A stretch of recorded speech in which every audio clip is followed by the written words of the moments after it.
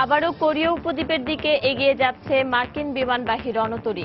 যুক্তরাষ্ট্রকে সমর্থন দিলে অস্ট্রেলিয়ায় হামলার হুমকি উত্তর কোরিয়ার।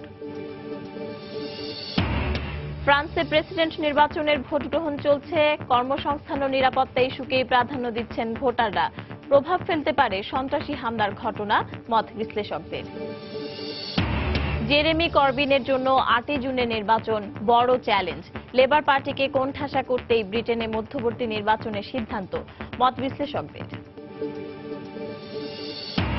এবং আফগানিস্তানে ভয়াবহ জঙ্গি হামলায় নিহত সেনাদের শ্রদ্ধা ভরে স্মরণ। আহতদের দেখতে হাসপাতালে গেলেন প্রেসিডেন্ট ঘানি।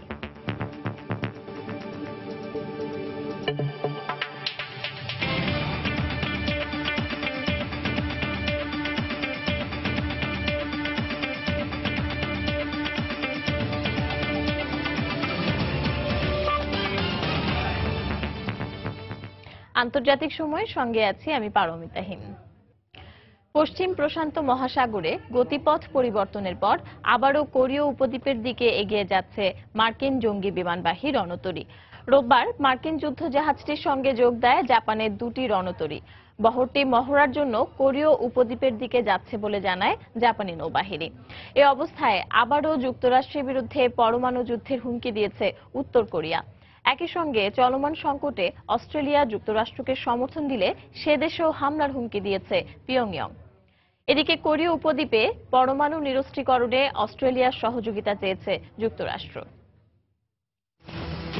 কদিন আগে মার্কিন বিমানবাহী রণতরীর কোরিয়ার উল্টো দিকে চলার খবর প্রকাশিত হলেও আবারও সেটি পশ্চিম প্রশান্ত মহাসাগরে কোরীয় উপদ্বীপের দিকে এগিয়ে যাচ্ছে। রোববার ইউএসএস কার্ল ভিনসন নামের ওই যুদ্ধজাহাজের সঙ্গে 2টি জাপানি রণতরীও যোগ দেয়। বহরটি কোরীয় উপদ্বীপের কাছে মহড়ায় অংশ নেবে বলে জানায় জাপানি নৌবাহিনী। এর মধ্যেই যুক্তরাষ্ট্রের বিরুদ্ধে আগ্রাসনের অভিযোগ এনে দেশটির যে কোনো হুমকি রুখতে প্রস্তুত থাকার কথা জানিয়েছে পিয়ংইয়ং। এ অঞ্চলে যুদ্ধ বাঁধলে মাত্র 3টি বোমায় বিশ্বকে ধ্বংস করে দেওয়ার হুঁশিয়ারিও দেয়া হয় দেশটির পক্ষ থেকে। কোরিয়া ইস্যুতে যুক্তরাষ্ট্র অস্বাভাবিক আচরণ করছে উল্লেখ করে তাদের বিরুদ্ধে যে কোনো সময় যুদ্ধের ঘোষণা দিয়েছে উত্তর কোরিয়ার রাষ্ট্রীয় টেলিভিশন। যুক্তরাষ্ট্র এই অঞ্চলে পরমাণু যুদ্ধের উস্কানি দিচ্ছে। আমরা যে কোনো মূল্যে উত্তর কোরিয়ার সার্বভৌমত্ব রক্ষা করব। আমাদের কাছে যেসব পারমাণবিক অস্ত্র রয়েছে তার সাহায্যে যুক্তরাষ্ট্রের যে কোনো হামলা রুখে দিতে আমরা সক্ষম। কোনো ধরনের দ্বিধাদ্বন্দ্ব ছাড়াই উত্তর কোরিয়া যুদ্ধের জন্য প্রস্তুত। একই দিন দেশটির রাষ্ট্রীয় সংবাদ সংস্থা KCNA জানায়, সামনের দিনে যুদ্ধ বাঁধলে কিম জং উনকে উৎখাত ও বিশ্বের দখল নিতে রাসায়নিক হামলা চালাতে পারে ওয়াশিংটন।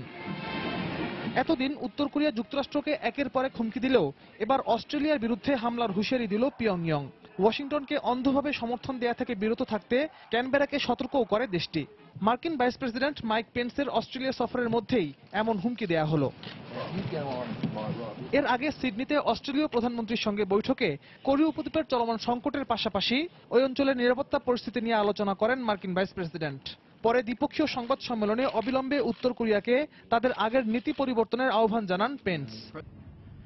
উত্তর কোরিয়ার পরমাণু ও ক্ষেপণাস্ত্র কর্মসূচি এই অঞ্চলের নিরাপত্তার জন্য সবচেয়ে বড় হুমকি। গত 25 বছর ধরে আন্তর্জাতিক আইন অমান্য করে তারা যেসব নীতি পালন করে আসছে তা বন্ধ করতে হবে। আমরা পরমাণু অস্ত্রমুক্ত কোরিয়া দেখতে চাই, আর এক্ষেত্রে চীন গুরুত্বপূর্ণ ভূমিকা রাখতে পারে। একই সংবাদ সম্মেলনে অস্ট্রেলীয় প্রধানমন্ত্রী ম্যালকম টার্নবুল ওই অঞ্চলে শান্তি ও স্থিতিশীলতা রক্ষায় মার্কিন পদক্ষেপের প্রশংসা করেন। সেই সঙ্গে কোরীয় উপদ্বীপের সমস্যা সমাধানে ট্রাম্প প্রশাসনের সঙ্গে একযোগে কাজ করার প্রতিশ্রুতি দেন তিনি। রিয়াদুল ইসলাম, সময় সংবাদ। আগামী মাসেই শুরু হতে যাচ্ছে তৃতীয় বিশ্বযুদ্ধ। দিনক্ষণ ঠিক 13ই মে। এমনই এক ভবিষ্যৎবাণী করেছেন নিজেকে ঈশ্বরের দূত দাবি করা যুক্তরাষ্ট্রের টেক্সাসের বাসিন্দা হোরাসিও ভেগাস। ভেগাসের দাবি এ যুদ্ধ 5 মাস স্থায়ী হবে। এর আগে ডোনাল্ড ট্রাম্প যুক্তরাষ্ট্রের প্রেসিডেন্ট নির্বাচিত হবেন বলেও ভবিষ্যৎবাণী করেছিলেন তিনি। এছাড়াও ট্রাম্পের সিরিয়া আক্রমণ, সেই আক্রমণকে ঘিরে চীন, রাশিয়া ও উত্তর কোরিয়ার সঙ্গে যুক্তরাষ্ট্রের উত্তেজনা, ভেগাস এমন ভবিষ্যতের কথা বলেছেন বলেও গণমাধ্যম জানায়। আর এ যুদ্ধে ব্যাপক ক্ষয়ক্ষতির আশঙ্কা করছেন তিনি। ভেগাস জানান তার কথা মিথ্যে হবে না। কারণ হিসেবে তিনি বলেছেন তার ঈশ্বর তাকে একাকী রেখেছেন, কোনো সন্তান দেননি। এর একটাই কারণ, তিনি যেন একাগ্রতার সঙ্গে তার ঈশ্বরের বার্তা পৌঁছে দিতে পারেন।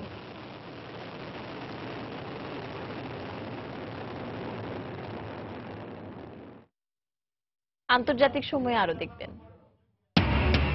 সিরিয়ার গোলানে সামরিক ঘাঁটিতে ইসরায়েলি বিমান হামলায় 3 সেনা নিহত। সরকারি বাহিনীর অগ্রাভিযান ঠেকাতে মরিয়া পশ্চিমা দেশগুলো অভিযোগ আসাতে। কঠোর নিরাপত্তার মধ্য দিয়ে ফ্রান্সের প্রেসিডেন্ট নির্বাচনের ভোট গ্রহণ চলছে। নির্বাচনে মোট 11 জন প্রার্থী প্রতিদ্বন্দ্বিতা করলেও সবশেষ জনমত জরিপে কট্টর ডানপন্থী ম্যারি ল পেন এবং মধ্যপন্থী প্রার্থী ইমানুয়েল ম্যাক্রোর মধ্যে হাড্ডাহাড্ডির লড়াইয়ের আভাস পাওয়া গেছে। এছাড়া রক্ষণশীল প্রার্থী ও সাবেক প্রধানমন্ত্রী ফ্রাঁসোয়া ফিয়ো শক্ত অবস্থানে রয়েছেন বলেও জানায় গণমাধ্যম। তবে প্রথম দফার নির্বাচনের মাত্র 3 দিন আগে প্যারিসে জঙ্গি হামলার কারণে সব হিসেব নিকেশ ঘুরে যেতে পারে বলে মনে করছেন বিশ্লেষকরা। রোববার স্থানীয় সময় সকাল 8টায় ফ্রান্সের প্রেসিডেন্ট নির্বাচনের প্রথম দফার ভোট গ্রহণ শুরু হয়। সকালে ভোটারদের উপস্থিতি তুলনামূলক কম থাকলেও কেন্দ্রগুলোতে আস্তে আস্তে বাড়তে থাকে জনসমাগম। এবারের নির্বাচনে নিবন্ধিত ভোটার সংখ্যা 4,70,00,000 লাখ, যাদের ভোটে নির্বাচিত হবেন ফ্রান্সের 25তম প্রেসিডেন্ট। প্রথম দফার ভোট গ্রহণ উপলক্ষে নেওয়া হয়েছে কঠোর নিরাপত্তা ব্যবস্থা। সারা দেশে মোতায়েন করা হয়েছে 50,000 পুলিশ ও 7,000 সেনা সদস্য। মোট 11 জন প্রেসিডেন্ট পদপ্রার্থী নির্বাচনে প্রতিদ্বন্দ্বিতা করছেন। তবে মূল লড়াই হওয়ার সম্ভাবনা রয়েছে কট্টর ডানপন্থী ম্যারি ল পেন, ইমানুয়েল ম্যাক্রো ও রক্ষণশীল প্রার্থী ফ্রাঁসোয়া ফিয়োর মধ্যে। বিভিন্ন জনমত জরিপে এগিয়ে আছেন কট্টর ডানপন্থী দল ন্যাশনাল ফ্রন্টের প্রার্থী ম্যারি ল পেন এবং মধ্যপন্থী তরুণ প্রার্থী ইমানুয়েল ম্যাক্রো। গত 15 বছরের মধ্যে এই প্রথম কট্টর ডানপন্থী দল ন্যাশনাল ফ্রন্টের প্রেসিডেন্ট নির্বাচনে জয়ের সম্ভাবনা দেখা দিয়েছে। যদিও রক্ষণশীল প্রার্থী ও সাবেক প্রধানমন্ত্রী ফ্রাঁসোয়া ফিয়ো ও ইমানুয়েল ম্যাক্রো শক্ত অবস্থানে রয়েছেন। এবারের প্রেসিডেন্ট নির্বাচনের ফল নির্ধারণে কর্মসংস্থান সৃষ্টি ও নিরাপত্তা ইস্যুকেই বেশি প্রাধান্য দিচ্ছেন ফ্রান্সের জনগণ। বারবার সন্ত্রাসী হামলার ঘটনায় উদ্বেগের কথাও জানান তারা। ফ্রান্সের নতুন সরকারকে বিভিন্ন চ্যালেঞ্জ গ্রহণ করতে হবে। প্রথমত, তাকে দেশের অর্থনীতিকে নতুন করে উজ্জীবিত করার পাশাপাশি বৃহৎ জনগোষ্ঠীর কর্মসংস্থান সৃষ্টি করতে হবে। সাধারণ মানুষের নিরাপত্তা নিশ্চিত করাও নতুন সরকারের জন্য অন্যতম চ্যালেঞ্জ। ফ্রান্সের জাতীয়তাবাদ এখন হুমকির মুখে, আর এর জন্য দায়ী ব্যাপক হারে অভিবাসী গ্রহণ। ফ্রান্সের জনগণ অনেক বিষয় নিয়েই চিন্তিত। এর মধ্যে একটি হলো ইউরোপের সঙ্গে থাকা না থাকা নিয়ে। আমরা যদি ইউরোজোন থেকে বের হয়ে আসি তাহলে অনেকগুলো কারণে ক্ষতিগ্রস্ত হব, যার প্রভাব আমাদের অর্থনীতিতে পড়বে। এবারের নির্বাচনকে গত কয়েক দশকের মধ্যে সবচেয়ে অনিশ্চিত হিসেবে দেখছেন বিশেষজ্ঞরা। নির্বাচনে 10 থেকে 15% ভোটার প্রেসিডেন্টের ভাগ্য নির্ধারণে মূল ভূমিকা পালন করবে বলে মনে করছেন তারা। এবারের নির্বাচনে হাড্ডাহাড্ডি লড়াইয়ের পূর্বাভাস পাওয়া যাচ্ছে। মনে হচ্ছে ম্যারি ল পেন এবং ইমানুয়েল ম্যাক্রোর মধ্যেই তীব্র প্রতিদ্বন্দ্বিতা হবে। তবে ভোটের আগে যে সন্ত্রাসী হামলা হলো, এর প্রভাব অনেক হিসেব পাল্টে দিতে পারে। রোববার প্রথম পর্বের ভোট শেষে আগামী 7 মে দ্বিতীয় পর্বের ভোট অনুষ্ঠিত হবে। তবে প্রথম দফায় কোনো প্রার্থী 50% বেশি ভোট পেলে পুনরায় ভোট নেওয়ার প্রয়োজন হবে না। রবিউল ইসলাম আওলাদ, সময় সংবাদ। এদিকে ব্রিটেনে 8 জুন অনুষ্ঠিত হবে মধ্যবর্তী নির্বাচন। ইউরোপীয় ইউনিয়ন থেকে বেরিয়ে যাওয়ার প্রক্রিয়াকে সামনে এনে দেশটির প্রধানমন্ত্রী থেরেসা মে নির্বাচনের ঘোষণা দিয়েছেন। তবে বিশ্লেষকরা বলছেন, লেবার পার্টিকে রাজনৈতিকভাবে কোণঠাসা করতেই নির্বাচনের সিদ্ধান্ত। বিস্তারিত তানভীর হাসানের ক্যামেরায় লন্ডন প্রতিনিধি শোয়েব কবিরের রিপোর্টে। ব্রিটিশ পার্লামেন্টের গত নির্বাচনে লেবার পার্টি ক্ষমতাসীন কনজারভেটিভ দলের চেয়ে 99 আসন কম পায়। লেবার পার্টির সংসদ সদস্যদের অনেকে দলটির প্রধান জেরেমি করবিনের নেতৃত্ব নিয়ে দ্বিধা বিভক্ত, এমন প্রমাণ মিলেছে। এছাড়াও বিভিন্ন জরিপের জনপ্রিয়তার দৌড়ে কনজারভেটিভ থেকে পিছিয়ে লেবার পার্টি। আর এই ধরনের সুযোগ কাজে লাগাতেই মধ্যবর্তী নির্বাচনের ঘোষণা দেওয়া হয়েছে বলে মনে করছেন এই বিশেষজ্ঞ। লেবার পার্টির অনেক এমপি জেরেমি করবিনকে লিডার হিসেবে মানতে রাজি নন। বিভিন্ন বিভাজন রয়েছে। জনমত জরিপেও লেবারের অবস্থান বেশ নিচে রয়েছে, সেই জন্য এটাকে কাজে লাগিয়েছেন প্রধানমন্ত্রী। তবে দলের বিভক্তির ইস্যুগুলিকে প্রাধান্য না দিয়ে ইতিমধ্যে লেবার পার্টির শীর্ষ নেতা জেরেমি করবিন নির্বাচনী প্রচারণা শুরু করেছেন। জয়ের ব্যাপারেও দারুণ আশাবাদী তিনি। আমরা এরই মধ্যে আমাদের নির্বাচনী প্রচারণা শুরু করেছি। পুরো ব্রিটেনে আমাদের কথা তুলে ধরব। আমাদের লক্ষ্য একটাই, আর তা হলো নির্বাচনে জয়ী হওয়া।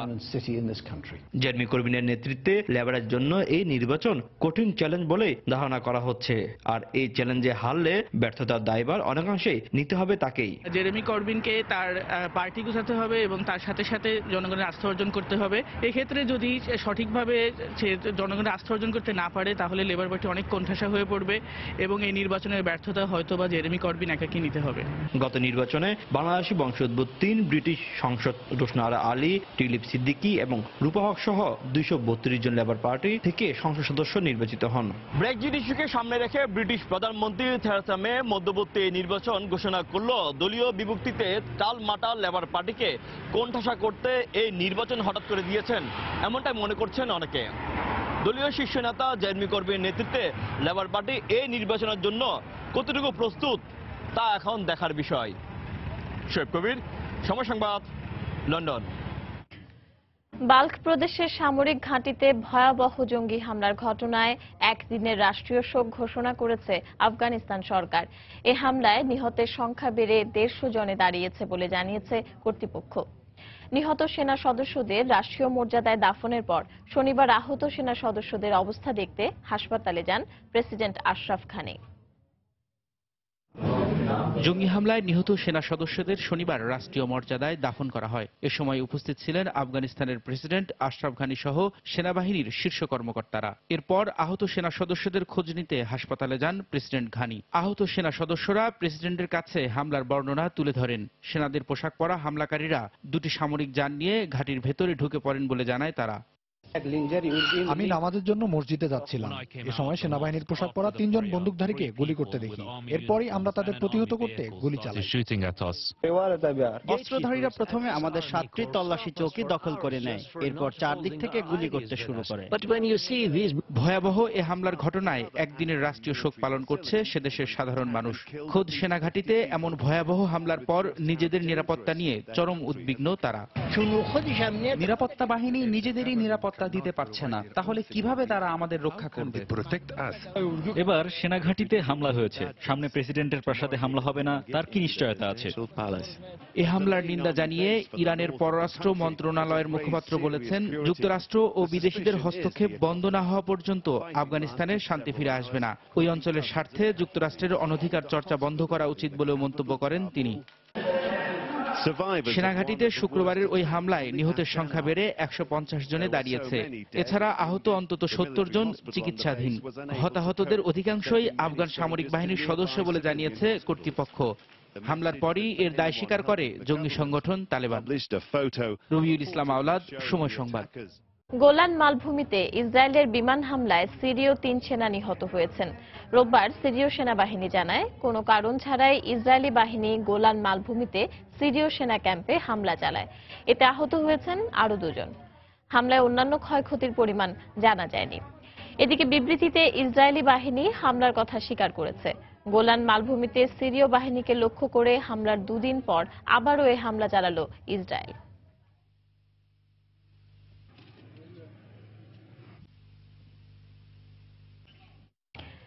সিরিয়ার বিভিন্ন শহরে সরকারি বাহিনীর অগ্রাভিযান ঠেকাতে পশ্চিমা দেশগুলো হস্তক্ষেপ করছে বলে অভিযোগ করেছেন প্রেসিডেন্ট বাশার আল আসাদ। সন্ত্রাসবাদে জড়িত বিদ্রোহী গোষ্ঠীগুলোকে সুবিধা দিতেই পশ্চিমাদের এ অযাচিত হস্তক্ষেপ বলে মন্তব্য করেন তিনি।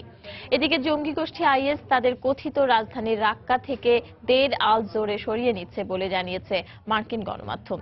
হামা প্রদেশে বিদ্রোহীদের অবস্থানে বিমান হামলা চালিয়েছে সরকারি বাহিনী। সিরিয়ার পশ্চিমাঞ্চলীয় হামা প্রদেশের লাতামিনা শহরে বিদ্রোহীদের অবস্থানে শনিবার বিমান হামলা চালায় সরকারি বাহিনী।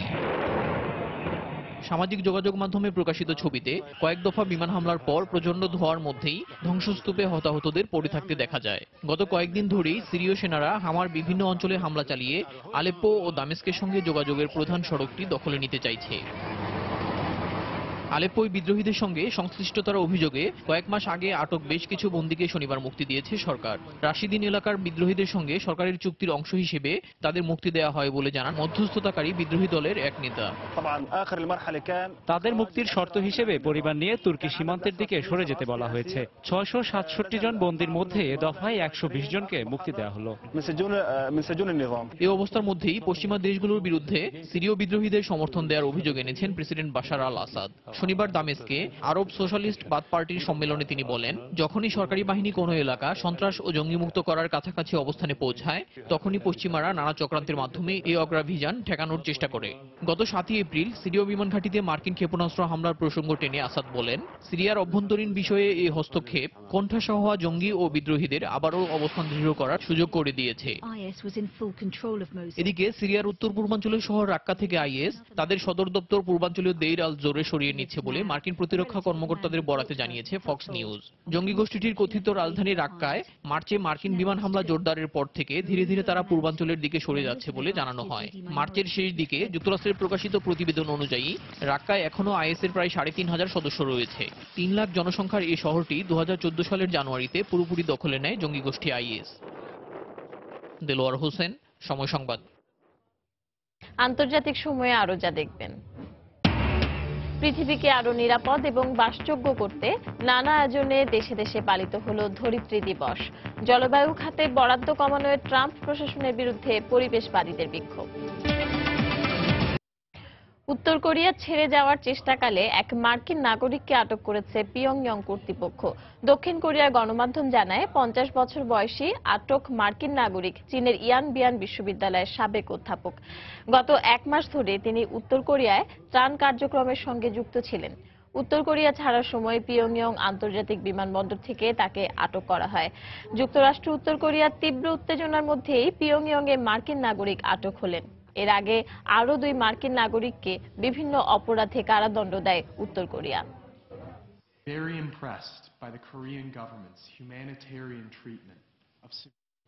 আল কায়েদার শীর্ষ নেতা আয়মান আল জাওয়াহিরি পাকিস্তানের গোয়েন্দা সংস্থা আইএসআই এর আশ্রয়ে রয়েছে বলে প্রতিবেদন জানিয়েছে মার্কিন গণমাধ্যম নিউজ উইক। গোয়েন্দা তথ্যের বরাতে তারা জানায়, লাদেন পুত্র হামজা বিন লাদেন সহ জাওয়াহিরি পাকিস্তানের করাচিতে অবস্থান করছে। সেখানে তার অবস্থান সম্পর্কে সুনির্দিষ্টভাবে জানা না গেলেও আইএসআই এর আশ্রয় দেওয়ার বিষয়টি নিশ্চিত বলে উল্লেখ করা হয়। 2001 সাল থেকে পাকিস্তানের গোয়েন্দা সংস্থাটি জাওয়াহিরিকে রক্ষা করে আসছে বলে দাবি যুক্তরাষ্ট্রের। পাকিস্তানে তার অবস্থানের বিষয়টি সাবেক প্রেসিডেন্ট ওবামা জানতেন এবং মার্কিন বাহিনী বেশ কয়েকবার তার উপর ড্রোন হামলার চেষ্টা চালায় বলে জানানো হয়। তবে প্রতিবারই কোনো না কোনোভাবে জাওয়াহিরি রক্ষা পেয়েছেন। যুক্তরাষ্ট্রে একটি বড় ধরনের হামলা চালানোর শেষ ইচ্ছা বলে এর আগে হুমকি দিয়েছেন আল কায়েদার শীর্ষ নেতা। 2011 সালে পাকিস্তানের অ্যাবোটাবাদে মার্কিন অভিযানে ওসামা বিন লাদেন নিহত হওয়ার পর থেকেই আল কায়েদাকে নেতৃত্ব দিচ্ছেন জাওয়াহিরি।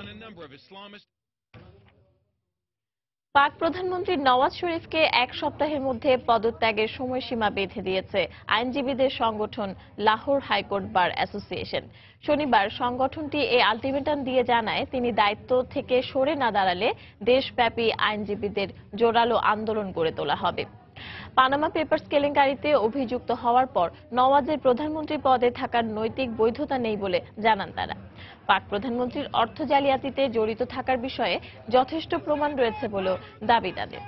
আইনজীবী নেতারা জানান, 2007 সালে পারভেজ মোশাররফের সময়ে বরখাস্ত প্রধান বিচারপতির পুনর্বহালের দাবিতে সারা দেশে ছড়িয়ে পড়া আন্দোলনের চেয়েও বড় পরিসরে প্রতিবাদের ডাক দেবেন তারা। তবে নওয়াজ শরীফের পক্ষ থেকে তাদের এই দাবিকে অসাংবিধানিক, অযৌক্তিক ও রাজনৈতিক উদ্দেশ্য প্রণোদিত বলে বর্ণনা করা হয়েছে। বৃহস্পতিবার পাকিস্তানের সুপ্রিম কোর্ট নওয়াজ শরীফ ও তার পরিবারের সদস্যদের বিরুদ্ধে অর্থ জালিয়াতির অভিযোগ আরও খতিয়ে দেখতে যৌথ তদন্ত দল গঠনের নির্দেশ দেন।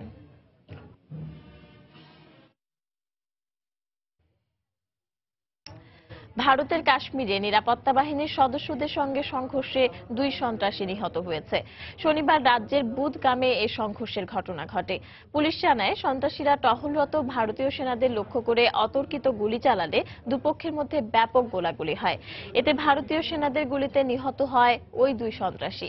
নিহতদের কাছ থেকে 2টি AK-47 রাইফেল ও একটি পিস্তল উদ্ধার করা হয়েছে বলে জানিয়েছে স্থানীয় গণমাধ্যম। গত সেপ্টেম্বর থেকেই ভারত নিয়ন্ত্রিত কাশ্মীরে নিরাপত্তা বাহিনীর সদস্যদের উপর সন্ত্রাসীদের হামলা বেড়েই চলেছে। সীমান্তের নিয়ন্ত্রণ রেখার কাছে এসব হামলার জন্য প্রথম থেকেই পাকিস্তানকে দায়ী করে আসছে ভারত, যদিও তা বরাবরই প্রত্যাখ্যান করে আসছে দেশটি। মালয়েশিয়ার সেলানগর রাজ্যে ভূমিধসের কারণে একটি বাড়ি ধসে 2 বাংলাদেশি শ্রমিক নিহত হয়েছেন। এছাড়াও গুরুতর আহত হয়েছেন আরও অন্তত 1 বাংলাদেশি। শনিবার ভোরে জালান হুলু লাঙ্গাতে এই দুর্ঘটনা ঘটে। নিহতদের নাম মোহাম্মদ রানা এবং মোহাম্মদ মাসুদ বলে জানা গেছে। স্থানীয়রা জানান, ভবনের ধ্বংসস্তূপের নিচে চাপা পরে ওই 2 বাংলাদেশি শ্রমিকের মৃত্যু হয়। নিহত দুজনই একটি পানি শোধনাগারের নির্মাণ শ্রমিক ছিলেন। পুলিশ জানায়, ধসে পড়া ভবনটিতে 11 বাংলাদেশি এবং 9 ইন্দোনেশীয় শ্রমিক বাস করেন। টানা কয়েকদিনের প্রবল বর্ষণের পরই ঘটে এই ভূমিধস।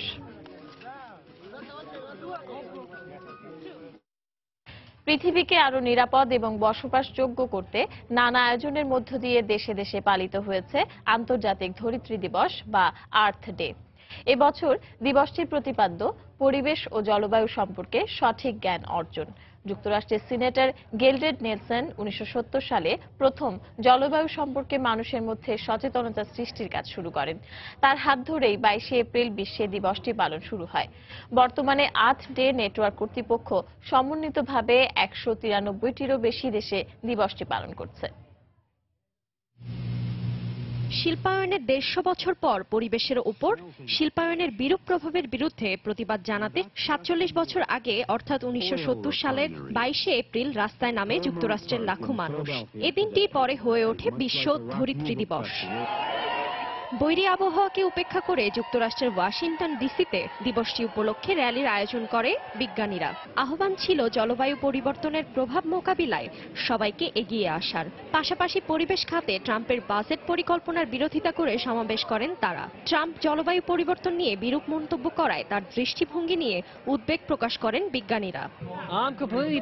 আমরা এমন নীতি চাই যা বিজ্ঞানের সংমিশ্রণে তৈরি হবে। বিজ্ঞানের দ্বারা আমরা অনেক কিছু আবিষ্কার করি। ডোনাল্ড ট্রাম্পের বেঁধে দেওয়া বাজেট নীতি এক্ষেত্রে যথাযথ নয়। বিজ্ঞানীদের গবেষণাকে অযৌক্তিকভাবে প্রশ্নবিদ্ধ করা হচ্ছে। রাজনীতিবিদরা গবেষণা কর্মকে যেভাবে আঘাত করছে তা নির্যাতনের সমতুল্য। মেক্সিকো সিটিতে বিভিন্ন কর্মসূচির মাধ্যমে পালন করা হয়েছে ধরিত্রী দিবস। ট্রাম্পের বিদ্বেষমূলক নীতির প্রতিবাদে এখানেও র্যালি করে শত শত মানুষ। বিক্ষোভে তারা পরিবেশ সুরক্ষার বিষয়ে ব্যবস্থা গ্রহণের দাবি তোলেন। দিবসটি উপলক্ষে র্যালি, পিটিশনের স্বাক্ষর, আলোচনা সভা অনুষ্ঠিত হয় তাইওয়ানে। বৃক্ষরোপণ সহ নিজেদের শহর ও রাস্তাঘাট পরিষ্কার করেন তারা। তাইপি নদী সুরক্ষায়ও ছিল নানা কর্মসূচি।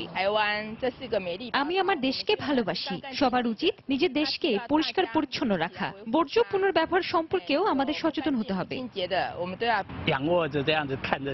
এটা খুবই ভালো উদ্যোগ। সাধারণত আমরা এ বিষয়ে সচেতন না। আজকে আমরা নদী পরিষ্কারে অংশ নিয়েছি। আমরা চাই না নদীটি আর দূষিত হোক। একইভাবে আর্থ ডে উপলক্ষে অস্ট্রেলিয়ায় মার্চ ফর সায়েন্স অনুষ্ঠিত হয়েছে। আয়োজকরা বিজ্ঞানের সঙ্গে সবার সম্পর্ক জোরালো করতে তাগিদ দেন। রাজনৈতিক নেতৃবৃন্দ, জনগণ এবং বিজ্ঞান, এই তিনটি যোগসূত্রে একটি দূরত্ব আছে। আমার কাছে মনে হয় দেশের উন্নয়ন নিশ্চিত করতে হলে বিজ্ঞানের সঙ্গে সবার সম্পর্ক জোরালো করতে হবে। আর বিজ্ঞানকে ধরেই আমরা এগিয়ে যেতে পারব। ব্রিটেনে দিনটিকে প্রাধান্য দিতে গুগল ও ড্রুডল সেজেছে ভিন্ন আঙ্গিকে। 2020 সালে ধরিত্রী দিবসের 50তম বার্ষিকী উপলক্ষে চলতি বছর থেকে বিশ্বব্যাপী জলবায়ু ও পরিবেশ বিষয়ক শিক্ষা ছড়িয়ে দিতে কর্মসূচি হাতে নিয়েছে আর্থ ডে নেটওয়ার্ক। এছাড়াও বিশ্বের বিভিন্ন দেশে সমাবেশ, মিছিল, আলোচনা সহ নানা আয়োজনে পালিত হয়েছে বিশ্ব ধরিত্রী দিবস। আফরিন জেরিন, সময় সংবাদ। বিশ্বের বিভিন্ন দেশে নানা দাবিতে বিক্ষোভ হয়েছে। তুরস্কে অনুষ্ঠিত গণভোটের বিরোধীরা ইস্তাম্বুলে বিক্ষোভ করেন। ভেনেজুয়েলায় সরকার বিরোধী বিক্ষোভে নিহতদের স্মরণে পদযাত্রা করেন দেশটির হাজার হাজার মানুষ। এছাড়া আর্জেন্টিনা, হাঙ্গেরি, ফ্রান্সেও বিক্ষোভ হয়েছে। ফ্রান্সের প্রেসিডেন্ট নির্বাচনের আগের দিন শনিবার প্যারিসের রিপাবলিক চত্বরে শ্রমিক ইউনিয়নের কর্মীরা শ্রম অধিকার ও ন্যায্য মজুরির দাবিতে বিক্ষোভ করেছেন। এ সময় বর্তমান শিক্ষা ব্যবস্থা পরিবর্তনের দাবিও জানান তারা। এক পর্যায়ে পুলিশ তাদের বিক্ষোভে বাধা দেয়। পুলিশের নির্দেশ অমান্য করে বিক্ষোভ অব্যাহত রাখলে পরিস্থিতি নিয়ন্ত্রণে আনতে টিয়ার শেল ও গ্রেনেড নিক্ষেপ করে নিরাপত্তা বাহিনী। তুরস্কের গণভোটের ফলাফল প্রত্যাখ্যানকারীরা বিক্ষোভ অব্যাহত রেখেছেন। গণভোটে 51.4% ভোট পেয়ে নির্বাচিত হন বর্তমান প্রেসিডেন্ট রিসেপ তাইপ এরদোয়ান। এই গণভোটের মাধ্যমে 2019 সালের পর সংসদীয় ব্যবস্থা থেকে রাষ্ট্রপতি শাসিত শাসন ব্যবস্থায় পরিচালিত হবে তুরস্ক। সরকার এবং বিচার ব্যবস্থার উপর অনাস্থা প্রকাশ করে বিক্ষোভ চালিয়ে যাওয়ার ঘোষণা দিয়েছেন না ভোট প্রদানকারীরা। বিচার ব্যবস্থার প্রতি আমাদের কোনো ভরসা নেই, সেখানে সব আইন লঙ্ঘন করা হচ্ছে। আমরা যে বিক্ষোভ শুরু করেছি তা শেষ না করে বাড়ি ফিরব না। আমরা প্রতিরোধ গড়ে তুলেছি, আমরাই বিজয়ী হব। এদিকে ভেনেজুয়েলার সরকার বিরোধী বিক্ষোভে নিহতদের স্মরণে পদযাত্রা করেছে দেশটির হাজার হাজার মানুষ। এর আগে জ্বালানি তেলের দাম কমে যাওয়া, বর্তমান প্রেসিডেন্ট মাদুরোর বিরুদ্ধে এক নায়কতন্ত্র কায়েমের অভিযোগ এবং বিরোধী নেতা হেনরিক ক্যাপ্রিলেকে প্রকাশ্যে 15 বছরের জন্য জনসভা করতে না দেওয়ার সিদ্ধান্তের প্রতিবাদে বিক্ষোভ শুরু হয়। আমার মা বাবা পরিবার সবাই এখানে, ভেনেজুয়েলা ছেড়ে কোথাও যাব না। আর এজন্যই দাবি আদায়ে এখানে একত্রিত হয়েছি। গত 20 দিন যাবৎ দাবি আদায়ের জন্য সংগ্রাম করছি। দাবি আদায়ই আমাদের একমাত্র লক্ষ্য। হাঙ্গেরির রাজধানী বুদাপেস্টে গণতন্ত্রহীনতা এবং মানবতা বিরোধী কর্মকাণ্ডের অভিযোগ তুলে সরকারের বিরুদ্ধে বিক্ষোভ করেছেন দেশটির সাধারণ জনগণ। এ সময় প্রেসিডেন্ট ভিক্টর আরবানকে নিয়ে নানা রকম কটূক্তিমূলক স্লোগান দেন তারা। আমাদের বিক্ষোভ সরকার, রাশিয়া, এনজিও এবং অজ্ঞতার বিরুদ্ধে, যার কোনোটাই আমাদের কাম্য নয়। এদিকে সরকারি মজুরি ইস্যুতে চলমান বিতর্কের সূত্র ধরে আর্জেন্টিনার রাষ্ট্রপতি ভবন ঘেরাও করলে পুলিশের সঙ্গে বিক্ষোভকারীদের ব্যাপক সংঘর্ষের ঘটনা ঘটে। ফাইয়াজ আহমেদ, সময় সংবাদ। আইএসের কাছে প্রশিক্ষিত 2 জঙ্গিকে হত্যা করেছে রাশিয়ার সেনাবাহিনী। শনিবার দেশটির সন্ত্রাস বিরোধী কমিটির মুখপাত্র জানান, নিহতরা ধারাবাহিক হামলার পরিকল্পনা করছিল।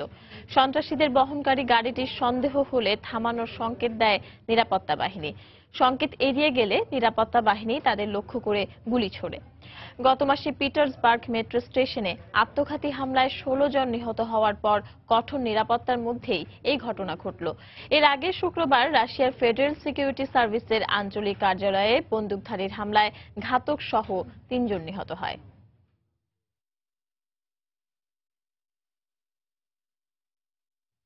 চিলির রাজধানী সান্তিয়াগোতে 5.9 মাত্রার ভূমিকম্প আঘাত হেনেছে। তবে এতে কোনো ক্ষয়ক্ষতি বা হতাহতের খবর পাওয়া যায়নি। সুনামি সতর্কতা জারি না করা হলেও নৌবাহিনী জানায় এই ভূমিকম্পের ফলে সুনামি হওয়ার আশঙ্কা রয়েছে। মার্কিন ভূতাত্ত্বিক জরিপ সংস্থা জানায়, স্থানীয় সময় রোববার সকালে উপকূল থেকে 42 কিলোমিটার দূরে ছিল এই ভূমিকম্পের উৎপত্তি স্থল। এর গভীরতা ছিল 9.8 কিলোমিটার। চিলির জরুরি দপ্তরের তথ্য মতে এই ভূমিকম্পের মাত্রা ছিল রিক্টার স্কেলে 6.1। চীনের উত্তর পশ্চিমাঞ্চলে একটি কার্গো ট্রাক নিয়ন্ত্রণ হারিয়ে দুর্ঘটনায় অন্তত 6 জন নিহত হয়েছেন। দেশটির জিনজিয়াং প্রদেশের প্রত্যন্ত শাওয়ান কাউন্টি এলাকায় এ দুর্ঘটনা ঘটে বলে জানিয়েছে গণমাধ্যম। প্রত্যক্ষদর্শীরা জানান, বিশাল আকারের ওই কার্গো ট্রাকটি হঠাৎ নিয়ন্ত্রণ হারিয়ে রাস্তার পাশে একটি বাড়িতে আছড়ে পড়লে ঘটনাস্থলেই ওই 6 জন নিহত হন। দুর্ঘটনার পরপরই আটকে পড়াদের উদ্ধারে অভিযান শুরু হলেও কাউকেই জীবিত উদ্ধার করা সম্ভব হয়নি।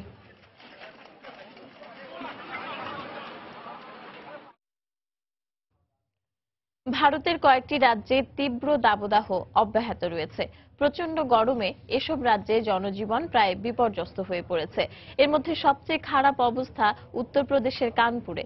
শহরটিতে গত কয়েকদিন ধরে তাপমাত্রা বিরাজ করছে 40 ডিগ্রি সেলসিয়াসের ওপরে। প্রচন্ড তাপে মানুষ ছাতা ব্যবহারের পাশাপাশি নাক মুখ ঢেকে বাইরে বের হচ্ছেন। অনেকেই তৃষ্ণা মেটাতে পান করছেন রাস্তার পাশে শরবত সহ বিভিন্ন পানীয়। প্রয়োজন ছাড়া ঘর থেকে বের হচ্ছেন না অনেকেই। তবে আগামী কয়েকদিনের মধ্যে বজ্রবৃষ্টির আশঙ্কা থাকায় তাপমাত্রা কমে আসবে বলে জানিয়েছে স্থানীয় আবহাওয়া দপ্তর। এদিকে প্রচন্ড গরমে অতিষ্ঠ রাজধানী নয়াদিল্লিও। এ শহরটিতেও গত কয়েকদিন ধরে তাপমাত্রা 40 ডিগ্রি সেলসিয়াসের কাছাকাছি অবস্থান করছে। দাবদাহের পাশাপাশি প্রচন্ড ধুলায় আরও বিপর্যস্ত হয়ে পড়েছে রাজধানীবাসীর জীবনযাত্রা। যুক্তরাষ্ট্রের ফ্লোরিডায় কয়েক হাজার একর জুড়ে ভয়াবহ দাবানল ছড়িয়ে পড়েছে। শনিবার রাজ্যের দক্ষিণ পশ্চিমাঞ্চলীয় নেপলসের খরা কবলিত প্রায় 4,800 একর বনাঞ্চলে এ দাবানল ছড়িয়ে পড়ে। এতে পরিস্থিতি নিয়ন্ত্রণে জরুরি ভিত্তিতে প্রায় 2,000 বাসিন্দাকে অন্যত্র সরিয়ে নেওয়া হয়। এছাড়াও আগুনে পুড়ে গেছে অন্তত 9টি বাড়ি। প্রচণ্ড খরার কারণে গত 11 এপ্রিল থেকে অঞ্চলটিতে জরুরি অবস্থা জারি রয়েছে। দাবানলের আগুন নিয়ন্ত্রণে হেলিকপ্টারের সহায়তায় কাজ করে যাচ্ছে দমকল বাহিনী। ন্যাশনাল গার্ডের সদস্যরাও আগুন নিয়ন্ত্রণে কাজ করছে। প্রতিকূল আবহাওয়ার কারণে আগুন নিয়ন্ত্রণে আনতে বেগ পেতে হচ্ছে বলে জানিয়েছে কর্তৃপক্ষ। গত বৃহস্পতিবার থেকে শুরু হওয়ায় দাবানল পুরোপুরি নিয়ন্ত্রণে আনতে আরও কয়েকদিন সময় লাগতে পারে। অ্যারোমোবাইল কোম্পানির উড়ন্ত গাড়ির বাণিজ্যিক বিপণন শুরু হয়েছে। সম্প্রতি মোনাকোতে অনুষ্ঠিত সংবাদ সম্মেলনে কোম্পানির নির্বাহী জানান, তারা প্রথম পর্যায়ের জন্য বুকিং নেওয়া শুরু করেছেন। ফ্লাইং কারের আবিষ্কারকে পরিবহন খাতে যুগান্তকারী উদ্ভাবন বলেও দাবি করেন তিনি। ফ্লাইং কারটি সড়ক পথে ঘন্টায় 160 কিলোমিটার গতিতে চলবে। এটি মাত্র 3 মিনিটেই আকাশে ওড়ার জন্য প্রস্তুত হতে পারবে এবং ঘন্টায় 360 কিলোমিটার বেগে উঠতে পারবে। এটাই বর্তমানে সবচেয়ে উন্নত প্রযুক্তির ফ্লাইং কার বলেও দাবি কোম্পানিটির।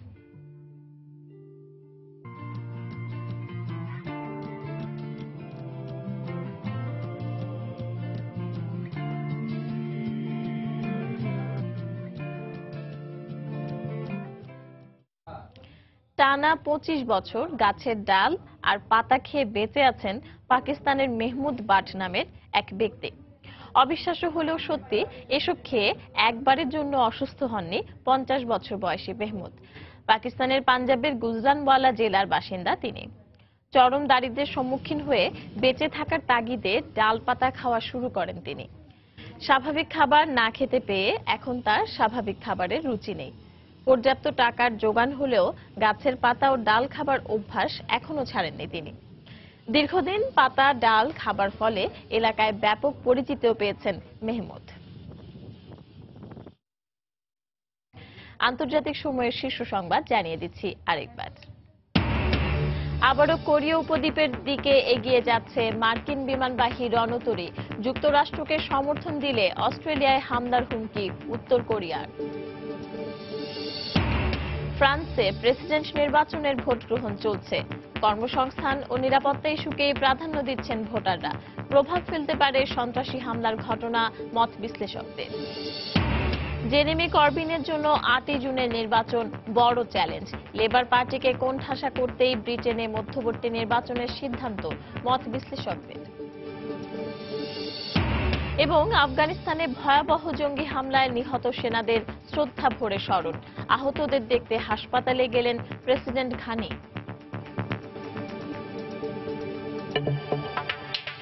দর্শক, এই ছিল আন্তর্জাতিক সময়। যে কোনো খবর পেতে ভিজিট করুন সময়নিউজ.tv।